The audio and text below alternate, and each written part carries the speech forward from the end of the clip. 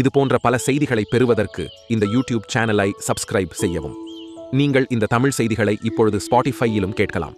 Description பாக்ஸில் உள்ள லிங்கை கிளிக் செய்து பார்க்கவும். மேலும் நீங்கள் நமது சேனலின் மெம்பர் ஆக வேண்டுமெனில் ஜாயின் என்ற பட்டனை கிளிக் செய்து உங்களுக்கு விருப்பமான லெவலை தேர்வு செய்து கொள்ளுங்கள். தேவன் உங்களை ஆசீர்வதிப்பாராக.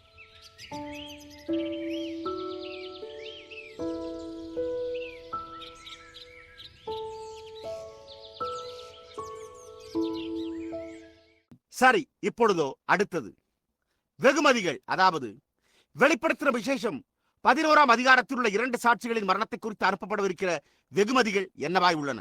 ஓ சகோதரன் பாமர் அவர்களே, நீங்கள் கடினமான சில கேள்விகளை கேட்கிறீர்கள். இப்பொழுது மீட்பு. இங்கே இந்த நூல்களை, இந்த சிவப்பு நூலை நாமது மீட்பை பொருட்படுத்தினதை பார்க்கிறோம். இப்பொழுது அடுத்த கேள்வியாய் இருப்பதோ, வெளிப்படுத்துகிற விசேஷம் 11இல் உள்ள வெகுமதிகள் என்ன? ஒரு நேரம் வந்து கொண்டிருக்கிறது. இப்பொழுது அன்றொரு இரவு பதிலளிக்கப்பட்ட ஒரு கேள்விக்கே பதில் கூறப் போகிறோம். அதாவது, என்னுடைய நண்பராய் இருக்கும் ஒரு பிரசங்கியார் யூதரை குறித்து எழுதி அது எப்படி இருக்கும் என்று கேட்டிருந்த கேள்வியேதான். இப்பொழுதோ இந்த யூதர்களுக்கு 3½ வருடம் வாக்களிக்கப்பட்டிருக்கிறது. எத்தனை பேருக்கு அது தெரியும்? 70வது வாரம் வாக்களிக்கப்பட்டிருந்தது. அதில் மேசியா வந்து அந்த வாரத்தின் மத்தியிலே சங்கரிக்கப்படுவார் என்று கூறப்பட்டிருந்தது. 3½ வருடங்கள் கிறிஸ்து பிரசங்கித்து சரியாக 3½ வருடத்தில் கொல்லப்பட்டார். 3 வருடங்களும் 6 மாதமும் அவர் பிரசங்கித்தார். அதன் பின்னர் பாழாக்குகிற அருவருப்பு உண்டாகிறது. முகமதியரின் பள்ளிவாசலானது பரிசுத்த ஸ்தலத்தில் கட்டப்பட்டது. அது அங்கே நிற்கும் என்று தேவன் கூறின விதமாகவே 2500 ஆண்டுகளுக்கு முன்னரே அது சம்பவித்தது. தீர்க்கதரிசியோ அதை பார்த்தான், அதை கண்டான். அவர்களோ புறஜாதியுகம் முடிவடையும் வரையில் அது புறஜாதிகள் அங்கே உடமையாய் இருப்பர் என்று கூறினான். இப்பொழுது இன்னும் 3½ வருடங்கள் வாக்களிக்கப்பட்டிருக்கின்றன. நீங்கள் கவனிப்பீர்களேயானால், வெளிப்படுத்தின விசேஷம் 11இன் படியான இந்த சாட்சிகள் 1260 நாட்கள் தீர்க்க தரிசனம் சொல்லுவார்கள். சரியாக 3½ வருடங்கள். இப்பொழுது அவர்கள் இரட்டு வஸ்திரம் உடுத்தியிருந்தனர். அப்பொழுது அவர்களுடைய ஊழியத்தையும் அவர்கள் என்னவாய் இருக்கிறார்கள் என்பதையும் கவனியுங்கள். இப்பொழுது அந்த 2 சாட்சிகளும் கொல்லப்படுகின்றனர். இப்பொழுது புறஜாதி சபையின் எடுத்துக்கொள்ளப்படுதலுக்கு பிறகு அவர்கள் யூதரிடத்திற்கு திரும்பினர். விவாகம் செய்து கொண்ட போது ரெபெக்காள் ஈசாக்கோடு ஆபிரகாமுடைய சரத்திற்குள்ளாக கொண்டு செல்லப்பட்டது போல புறஜாதி சபையானது கல்யாண விருந்திற்காக பரலோக வீட்டுக்கு செல்கிறது. ரெபெக்காளும் ஈசாக்கும் ஆபிரகாமுக்கு இருந்த முழு உடைமையோடும் வெளியே வந்தனர். அவை யாவும் ஈசாக்கை சென்றடைந்தது. முற்றிலுமாக ஈசாக்கு முதலில் விவாகம் செய்து கொள்ளும் வரையில் அது ஈசாக்கினண்டை வர முடியவில்லை. ஓ அல்லேலூயா! அங்குதான் உங்கள் காரியமே உள்ளது. கிறிஸ்து தேவன் அந்த பரிபூரணத்தில் வாசம் செய்கிறார். அழிவுள்ள சரீரமானது முற்றிலுமாக என்றென்றைக்கும் நித்தியத்தினூடாக நிலைத்திருக்கும். ஆட்டுக்குட்டியானவரும் மணவாட்டியும் பரலோகத்தில் விவாகம் செய்து கொள்ள அவளோ முழு சொந்தத்தில் வெளியே நடந்து வருகிறாள். முற்றிலுமாக ஈசாக்கும் ரெபெக்காவும் முழு உடைமையில் புறப்பட்டு வந்தனர். இந்த விழா பரலோகத்தில் நடந்து கொண்டிருக்கையில் மணவாட்டி, புறஜாதி மணவாட்டி பிரபுவை, தேவனுடைய குமாரனை மகிமையில் விவாகம் செய்து கொள்கிறாள். அவர்கள் விவாகம் செய்து கொண்டு அங்கே 3½ வருடங்கள் நிகழ்கிற, அதாவது மோசேயும் எலியாவும். மோசே ஒருபோதும் மறைந்து விடாமல் இல்லை. அவனுடைய சரீரம் தூக்கிச் செல்லப்பட்டது. தூதர்கள் அவனை கொண்டு சென்றார்கள். அவன் சரீரத்தில் அழிந்து போய்விடவில்லை. அவன் கிறிஸ்துவின் ஒரு பரிபூர்ண மாதிரியாய் இருந்தான். அவன் மரித்தபோது தூதர்கள் அவனை தூக்கிச் சென்றார்கள். அவன் எங்கே அடக்கம் பண்ணப்பட்டான் என்று பிசாசு கூட அறிந்திருக்கவில்லை. அவன் பிரதான தூதனாகிய மிகாவேலிடத்தில் அவனுடைய அடக்கத்தை குறித்து தர்க்கித்து பேச முயன்றான். அப்படித்தான் வேதம் உரைத்துள்ளது.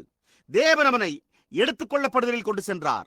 எலியா ஒரு தேவனுடைய தீர்க்கதரிசி அங்கே நடந்து சென்று கொண்டிருந்த போது யோர்தானண்டை நடந்து சென்று தன்னுடைய சால்வையை எடுத்து தண்ணீரை அடித்த போது அந்த தண்ணீர் வலது இடது பக்கமாக பிரிந்தது. அவன் மலையின் மேல் ஏறி சென்றான். எலிசா கூறினான், அதாவது எலியா, நீ எதற்காக என்னை பின்தொடர்ந்து கொண்டிருக்கிறாய் என்று கேட்டான்.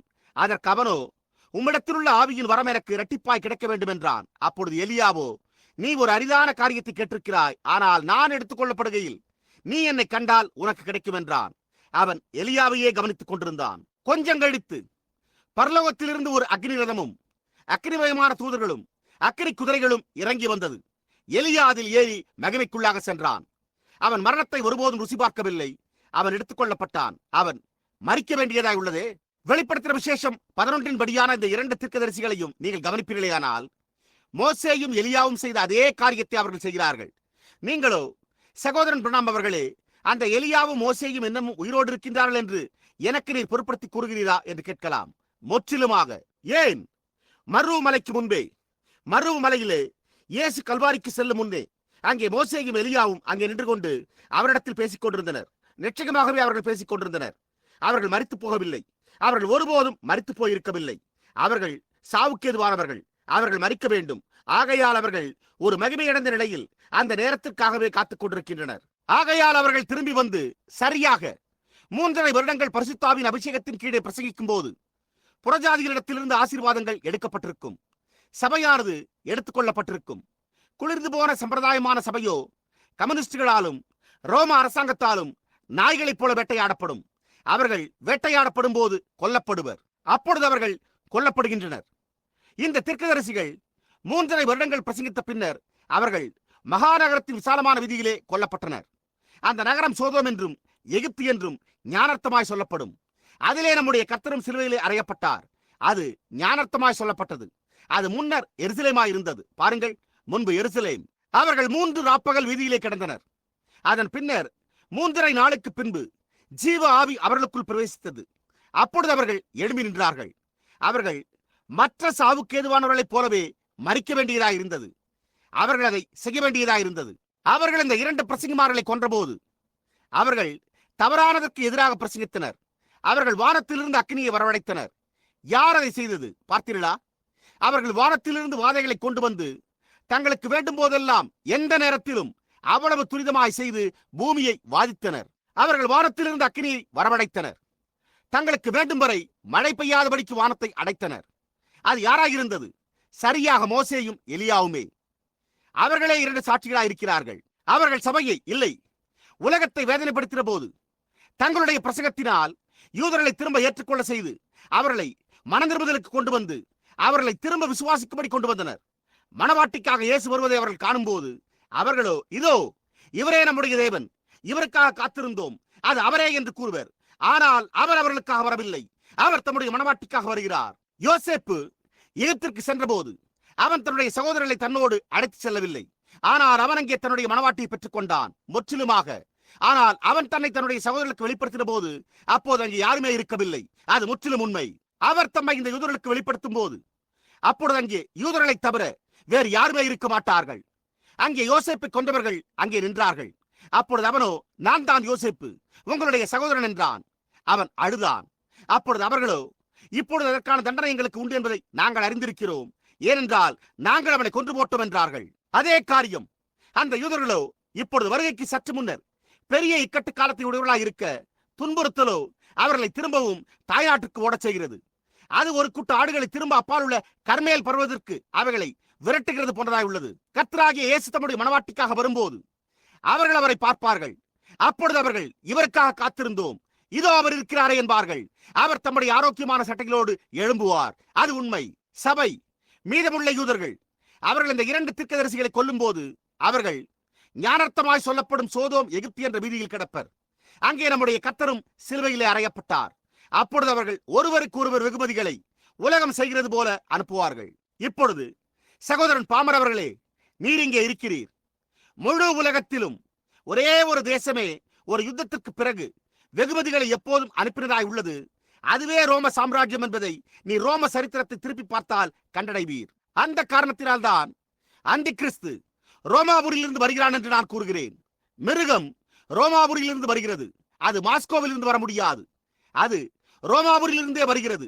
அந்த வலு சர்பம் அந்த ஸ்திரீ தன்னுடைய பிள்ளையை பெற்றவுடனே அதை பட்சித்து போடும்படிக்கு நின்றது. அந்த பிசாசு எங்கே இருந்தது?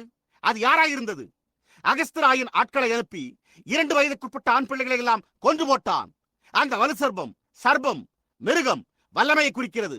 அந்த ரோம அதிகாரம் அந்த பிள்ளை கிறிஸ்துவை கண்டறிந்து துன்பப்படுத்த முயன்றது. அந்த அதே காரியம்தான் ஒவ்வொரு முறையும் அந்த ரோமர்கள், அந்த பண்டைய அஞ்ஞான ரோமர்கள் ஒரு பெரிய வெற்றியை கொண்டாட வழக்கமாக அவர்கள் வெள்ளை கற்களையும் மற்ற ஒவ்வொரு காரியத்தையும் ஒருவருக்கு ஒருவர் அந்த விதமாக வெகுமதிகளை ஒரு நினைவாக அனுப்புவர். ஆகையால் அந்த கற்கள் அது என்னவாய் இருந்தது என்றால், ரோம சபையானது அந்த சிறு வெகுமதிகளை அவர்களுக்கிடையே அனுப்பி கொண்டதாயிருந்தது. முற்றிலுமாக சரியாக அது அவ்வாறே சம்பவிக்க வேண்டியதாய் உள்ளது. நான் அங்கே வாடிகை நகரத்தில் நின்று அதை வேதாகமத்தோடு ஒப்பிட்டு பார்த்தேன். போப்பாண்டவர் 3 கிரீடங்களை அணிந்து கொண்டிருக்கிறார். விகாரியஸ் ஃபிலி டை என்று நான் கேள்விப்பட்டிருக்கிற அந்த எல்லா காரியங்களும் முற்றிலும் உண்மையாயிருக்கிறது. ஒரு மத சம்பந்தமான கூட்டமே வானத்தின் கீழுள்ள ஒவ்வொரு தேசத்தையும் ஆளுகை செய்கிறது. அதுதான் செய்கிறது. அங்குள்ள அது அவண்ணமாகவே உள்ளது. கத்தோலிக்க ஜனங்களுக்கு எதிராக ஒன்றுமே இல்லை இல்லையா? அவர்கள் எவரையும் போல நல்லவர்களாகவே உள்ளனர். ஆனால் அவர்களுடைய மார்க்கமோ இந்த வேதத்தின்படி இல்லாமல் தவறானதாக உள்ளது. இந்த வேதம் சரியானதாக இருந்தால் அவர்கள் தவறாயிருக்கிறார்கள். அவர்கள் கூறுவது என்னவென்றால், வேதம் என்ன கூறினாலும் அது ஒரு பொருட்டல்ல. அதாவது சபை என்ன கூறுகிறதோ அதுதான் முக்கியம் என்கிறார்கள். வேதம் தலைமையான உச்ச அதிகாரத்துடன் பேசுகிறது என்பதை நாம் விசுவாசிக்கிறோமே. முற்றிலுமாக அது தேவனுடைய வார்த்தையாய் உள்ளது. ஆகவே நீங்கள் இங்கே பாருங்கள், அப்பொழுது அனுப்பப்பட்டிருந்த அந்த கற்கள் இங்கே வெளிப்படுத்தும் விசேஷத்தில் குறிப்பிடப்பட்டுள்ள அந்த கற்களே வெகுமதிகளாக ஒருவருக்கு ஒருவர் அனுப்பினர். அது எதை மாத்திரம் காண்பிக்கப் போகிறது என்றால், வேதம் இங்கே வெளிப்படுத்தும் விசேஷத்தில் ஞானமுள்ளவன் இந்த மிருகத்தின் லக்கத்தை கணக்கு பார்க்க கடவன், ஞானமுள்ளவன் இன்னதை செய்ய கடவன், குறிப்பிட்ட வரங்களின் ஆவியை உடையவன் இன்னதை செய்ய கடவன் என்று உரைத்துள்ளது. சபையானது எவ்வளவு குறைவுள்ளதா இருக்கிறது என்று நீங்கள் பார்த்தீர்களா? இந்த காலையில் ஒரு வாலிபன் என்னிடத்தில் ஆவிக்குரிய வரங்களை குறித்தும் அந்நிய பாஷைகளில் பேசுவதை குறித்தும் கேட்டான். ஒரு வாலிப நபர் மிகவும் உண்மையாயிருந்தான். இந்நாட்களில் ஒன்றில் அவன் ஒரு ஊழியக்காரனாய் இருப்பான் என்று நான் நினைக்கிறேன். அப்பொழுது சபையை குறித்து நான், அங்கே அதிக மாம்ச பிரகாரமானவை இருக்கின்றன, எங்களுக்கோ அது வேண்டாம், ஆனால் எங்களுக்கு உண்மையான காரியமே வேண்டும், நாங்கள் அதையே ஏற்றுக்கொள்ள வாஞ்சிக்கிறோம் என்று கூறினேன். நீங்கள் போய் அதை சபையில் போதிக்க முடியாது. நீங்கள் அறிந்த முதல் காரியம், நீங்கள் பெற்றிருப்பதோ, ஒருவன் அந்நிய பாஷையில் பேசுவதை பெற்றுள்ளான், ஒருவன் ஒரு சங்கீதம் பாடுகிறான். அப்பொழுது அந்த காரியத்தில் உங்களுக்கு சண்டை உண்டாகிறது. ஆனால் தேவன் ஒரு வரத்தை முதன்மையான நிலையில் அளித்திருக்கும் போது அது தன்னை வெளிப்படுத்தும். அது உண்மை. பாருங்கள், அதுதான் தேவனுடைய வரங்கள். அந்த விதமாகத்தான் ஜெயங்கொள்வதற்காக அவர் சபைக்கு அனுப்புகிறார். இப்பொழுது அந்தி கிறிஸ்துவோ ஆதரவாகவும் எதிராகவும் இருப்பது போன்றதான ஒரு காரியத்தை உடையவனாய் இருக்கிறான். அது அந்த காரியத்தை தாறுமாறாக்கப்பட்ட வழியில் செய்வதே உடையதாக இருக்கிறது. அந்த ரோம சாம்ராஜ்யத்தில் ஒருவருக்கு ஒருவர் வெகுமதிகளை, மாம்ச பிரகாரமான வெகுமதிகளை அனுப்பிக் கொள்ளுகின்றனர். தேவன் ஜெயங்கொள்பவர்களுக்கு ஆவிக்குரிய வரங்களை அனுப்புகிறார். ரோமாபுரியில் மாம்ச பிரகாரமான வெகுமதிகளையே ஒருவருக்கு ஒருவர் அனுப்பிக் கொள்கிறார்கள். பரிசுத்த ஆவி ஒரு ஆவியாய் உள்ளது என்று நாம் விசுவாசிக்கிறோம். உன்னதத்திலிருந்து வருகிற ஒரு அபிஷேகத்தினால் நாம் அதை ஏற்றுக்கொள்கிறோம். கத்தோலிக்க சபையோ பூசை நேரத்தில் வழங்கப்படும் ஒரு பரிசுத்த அப்பமே கிறிஸ்துவின் சரீரமாய் உள்ளது. அதாவது நீங்கள் இந்த கோஷர் அப்பத்தை உட்கொள்ளும் போது அதுவே பரிசுத்த ஆவியாய் உள்ளது. பரிசுத்த ஆவியாய், பரிசுத்த திருப்பலியாய் உள்ளது என்று போதிக்கிறது. புரிகிறதா? அது ஒரு அப்பத்துண்டு என்று நாம் நம்புகிறோம். அது கிறிஸ்துவின் சரீரம் என்று நாம் விசுவாசிப்பதில்லை. நாம் அதை இன்னும் ஒரு சில நிமிடங்களில் எடுக்க ஆயத்தமாய் கொண்டிருக்கிறோம். அது கிறிஸ்துவின் சரீரத்தை சுட்டிக்காட்டுகிறது என்று நாம் விசுவாசிக்கிறோம். ஆனால் அதாவது அதுவே கத்தோலிக்கத்துக்கும் புராட்டஸ்டன்ட் உபதேசத்துக்கும் இடையே உள்ள வித்தியாசமாய் உள்ளது. புரிகிறதா? கத்தோலிக்க சபையோ சரீரமானது, அப்பமே உண்மையான சரீரமாய் உள்ளது. சபையானது இதை மறுபடுத்தும்படியான வல்லமையை பெற்றுள்ளது என்று கூறுகிறது. ஒரு கத்தோலிக்கன் ஒரு கத்தோலிக்க ஆலயத்தை கடந்து செல்லும் போது தன்னுடைய தலையை தாழ்த்தி சிலுவையை போட்டுக் கொள்வதை நீங்கள் எப்பொழுதாவது பார்த்துள்ளீர்களா? ஏனென்றால் அந்த ஆலயத்தின் உள்ளே, அங்கே அந்த சிறு வாசலத்தின் கீழே அந்த சிறு விளக்கு எரிந்து கொண்டிருக்கும். அங்கே உள்ளே ஒரு சிறு விளக்கு எரிந்து கொண்டிருக்க, அங்கே உள்ளே கோஷரப்பம் கீழே வைக்கப்பட்டிருக்கும். அதுவே கிறிஸ்துவின் சரீரம் என்கிறார்கள். நீங்கள் அதை உட்கொள்ளும் போது நீங்கள் உங்களுடைய முதல் ராபோஜனம் மற்றும் உங்களுடைய அறிக்கைகள் போன்றவற்றின் பேரில் உண்மையாகவே கிறிஸ்துவின் சரீரத்தையே முற்றிலுமாய் புசிக்கிறீர்கள். நீங்கள் உண்மையாகவே கிறிஸ்துவின் சரீரத்தையே புசித்துக் கொண்டிருக்கிறீர்கள் என்று கூறுகிறார்கள். அது கிறிஸ்துவின் சரீரத்தையே சுட்டி காண்பிக்கிறது என்று நாங்கள் கூறுகிறோம். பாருங்கள், அதாவது அது ஒரு துண்டு அப்பமே இல்லாமல் இந்த உலகில் வேறொன்றுமில்லை. அது அப்பமா இல்லாமல் இருந்தாலும் கூட கவலைப்பட வேண்டியதில்லை. அது மற்றெந்த வேறெந்த காரியமாக இருந்தாலும் அது அதையே சுட்டி காட்டுவதாக இருந்தது. சரியாக இந்த ஜனங்கள் கூறுவதைப் போல நான் ஒரு குளத்தில் ஞானஸ்தானம் பண்ணப்பட விரும்பவில்லை, நான் நதியில் ஞானஸ்தானம் பண்ணப்பட விரும்புகிறேன் என்கின்றனர். நீங்கள் ஞானஸ்தானம் பண்ணப்படுதலை பொறுத்த வரையில் அது என்ன வித்தியாசத்தை உண்டு பண்ணுகிறது? அது ஒரு குளத்தில் இருந்தால், ஏன் பிலிப்பு காந்தகே என்பவளின் மந்திரிக்கு ஞானஸ்தானம் கொடுத்த போது ஒரு குளத்தில் தான் ஞானஸ்தானம் கொடுத்தான். பிலிப்பு மந்திரிக்கு குளத்தில் ஞானஸ்தானம் கொடுத்த போது பரிசுத்த ஆவியானவர் பிலிப்புவை 200 மைல் தூரம் காணப்படாதபடிக்கு அவனை அவ்வளவு தூரத்திற்கு எடுத்துக்கொண்டு சென்று விட்டார். அவன் ஆவியில் எடுத்துக் கொள்ளப்பட்டான். 200 மைல் தூரம் செல்லும் அளவிற்கு பரலோகத்திலிருந்து ஒரு ரதத்தை அவனுக்கு அளித்தார். ஆமேன். அற்புதம்.